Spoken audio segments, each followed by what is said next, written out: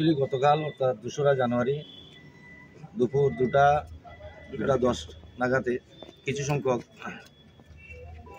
দুষ্কৃতিকারীরা আমাদের অফিসে আসে এবং সেই এসডিএম অফিসের যারা কর্মচারী তাদের সাথে মিসবিহেভ করে। অ্যাকচুয়ালি আমরা জানতে পারলাম আজকে যে সেই ঘটনাটা ঘটেছে সেটা সম্পূর্ণ অনভিপ্রেত ঘটনা।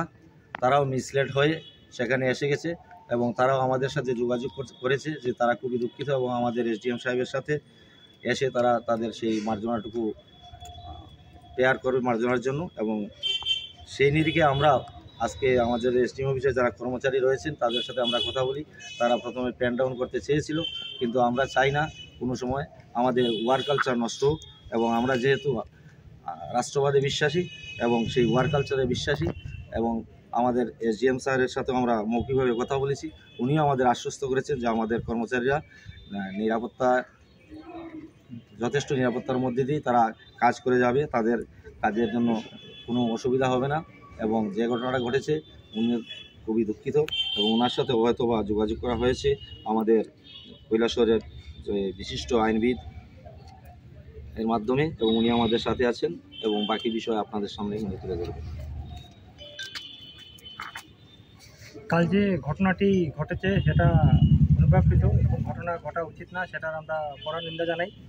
এখান থেকে যেগুলি এসডিএম সাহেবও এখানে ছিলেন না স্টেশনে, তো যখন শুনতে পেলাম আমরা সেটা নিয়ে একটা সংজ্ঞা নিয়েছি এবং তারপর সবার সঙ্গে কথা হয়েছে। যারা এরকম করেছিল এটা একটা মানে মিসইনফরমেশন মিসলিড হয়ে এরকম হয়েছে, কিন্তু এটা হওয়া কখনো কাম্য নয় এবং ভবিষ্যতে যেন এরকম ঘটনা যেন আর না ঘটে। আমাদের ভাই বোন আছে যারা এখানে মানে নিষ্ঠার সহিত যেখানে কাজ করতে আসেন, বিভিন্ন দায়িত্ববান নিয়ে সবাই এখানে আছেন অফিসে, তো তারা যেন মানে নিরাপত্তাহীনতায় না ভুগতে হয় তার জন্য ওনারা এসেছেন। ওনারা বলেছেন ওনাদের কাছে আবার ওনারা ক্ষমা প্রার্থী এবং এসডিএম সাহেবের কাছে ওনারা লিখিতও দেবেন এটা নিয়ে।